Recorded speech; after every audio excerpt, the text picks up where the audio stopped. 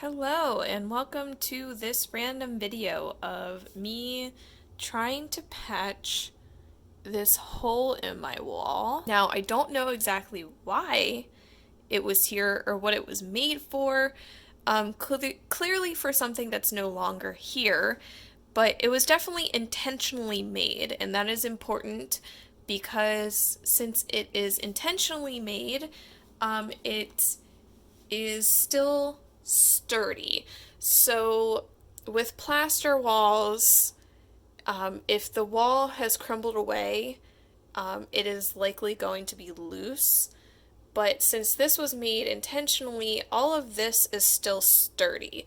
So this does not need to be reinforced. The main thing that I need to do before I can patch this is that the laths are gone, which are the little slats of wood that go across that are essential for plaster walls because that is what the plaster sticks to. So you can see this is the back of the wall on the other side. You can see the laths with the plaster sticking through, and this is literally how the plaster stays up, is that it comes through those little wood slats and kind of hooks onto the back, and that's what it grips to. So that is why you need those, and they've been cut out of this section of the wall. You can see this is one here that's missing a little chunk. So I do not have laths, but what I do have is paint stirrers from Lowe's that you get these freaking things for free every time you buy paint. And I don't use them ever because I have found that if you just shake the can of paint before opening it, you never have to stir it. So these are pretty pointless. And I have 4 of them here, which I think I can use these and sort of just makeshift a lath here for this section that's missing one. This obviously doesn't look the best, but this is literally going to be inside of the wall. So it doesn't have to look pretty, it just has to work. So it's important that this is secure. So I think what I'm gonna do is wedge it over here between the wall and the existing piece of lath that's there.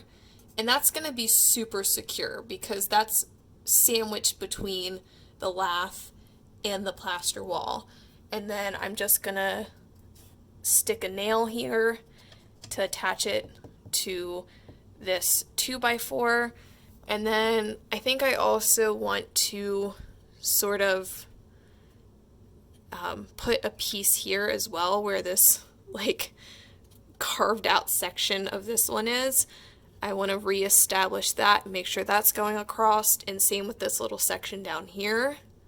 So I'll have to take one of the paint stirrers and cut 2 little pieces for those 2 spots, and then once I have those in place, I need to clean up the edges. So any loose stuff around these edges, I gotta get it out of there because you don't want anything loose in here. So I'm gonna get in there, knock all this loose stuff out, and then we can put up the plaster.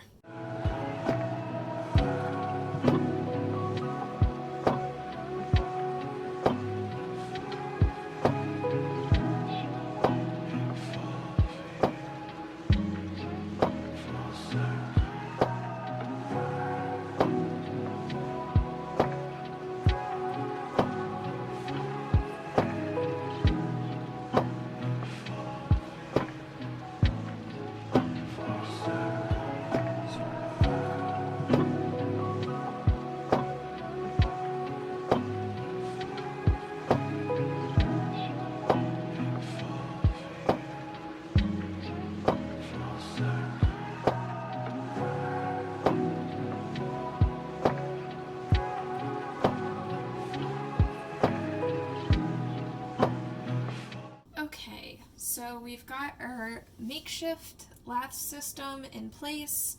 We've cleaned up the edges, and now I'm going to go ahead and mix the plaster. Plaster dries super fast, so you want to make sure that whatever you're working on is ready to be plastered before you mix it. I learned this kind of the hard way, that it was drying as I was trying to put it on the wall the first time I used it. So make sure you mix it quickly and get it right up onto the wall that you are patching. Think the mixture I use is this here, and I think it says it dries in 6 to 10 minutes. It really does dry fast. So I'm going to go ahead and mix this, and hopefully it'll go better than it did the first time that I tried to do this, and I won't have such an issue with getting it mixed properly. And you also want to make sure you have your tools ready to get it up on the wall. So you want a bigger, this is not called a spreader. Whatever you call this, I can't think of the word right now, but you want a bigger sized one. Ideally, you want it to be wider than the gap that you are filling, because you're going to use this to smooth it out, and you basically want it to be able to touch either side of the wall so that when you smooth it, it is going to knock it down to be the same as the surrounding wall, which is going to create that smooth, seamless look. So you want something big enough here. You can see in this wider section, it's a little bit too small, but we'll just have to kind of come at an angle like this to do this wider section. But yes, it is important that you have a big enough one if you want to get it to look nice and smooth. And you can use smaller ones, but it is significantly easier if you get one that is a bit bigger, and these aren't very expensive.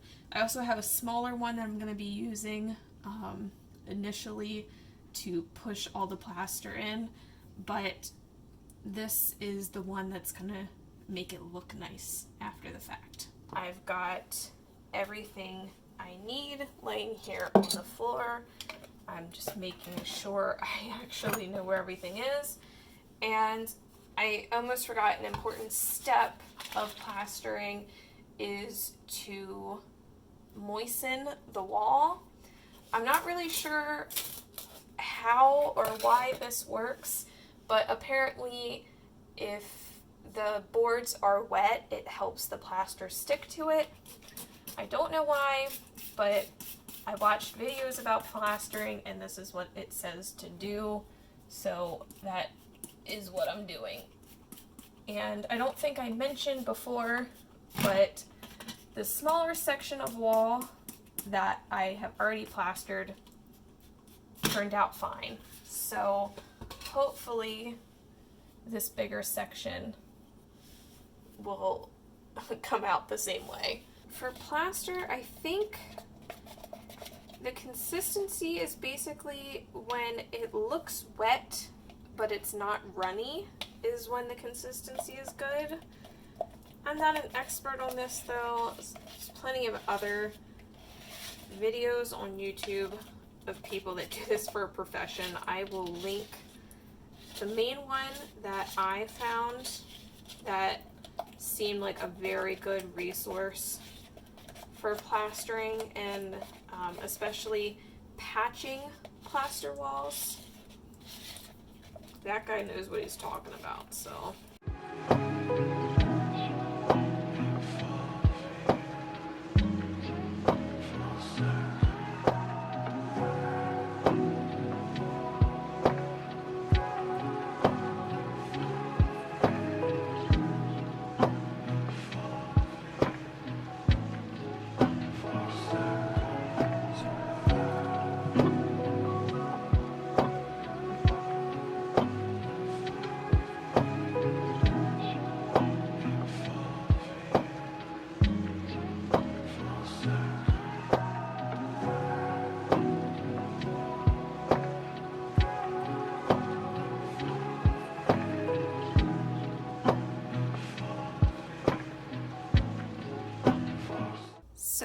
my battery died while I was plastering, so I did the rest off camera.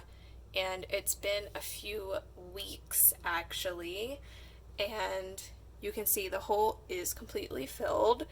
It feels sturdy. I don't feel any wobbling. Even this section down here that I was a little worried about, I actually just pushed plaster into the cracks, and it seems like that actually worked to reinforce this little section down here that was a little loose. So what I'm going to do is, you can see there's some imperfections here where when I was scraping it, which is completely fine. I'm going to just go over with some spackle to smooth that out a little bit better, and sand it also. Sand it, then spackle it, sand it again, and then a coat of paint, and then we're good. I will have normal looking walls behind my stove, which, like I mentioned earlier, yes, this is in fact behind my stove. That's what this pipe is. So I don't need these walls to look perfect. I'm just trying to get them to look decent and to not have holes in them, because even with it being behind the stove, you don't see it. You still don't want to have holes in your walls for pest control and also for temperature control, because obviously holes in the walls is gonna let cold air come up from the basement, and also pests. I had mice in my kitchen for a bit, and they were coming up from different areas. I don't think either of these specific holes were actually an issue with the mice, but it can allow things like that to happen. So definitely want to patch holes in your walls whenever possible, because it can lead to problems. So I got both of these patched now, so now, like I said, I'm just going to try and clean it up a little bit, make it look a little bit nicer, and then I'm actually going to paint all of these walls. As you can see, these walls look insane, and this is the product of peeling paint, and also I believe these walls had wallpaper on them at one point, so this like darker color is from adhesive, which is what like this brown stuff over here is. So it's like old adhesive, and then this is paint, and then this is the just actual plaster wall where I scraped off stuff. So this whole wall was all kind of crazy, and I had cleaned it up to put my tile in. So like I cleaned the upper parts of the wall up a bit, so now I'm fixing everything that was going on in these lower sections. So anyway, all in all, I think this actually worked.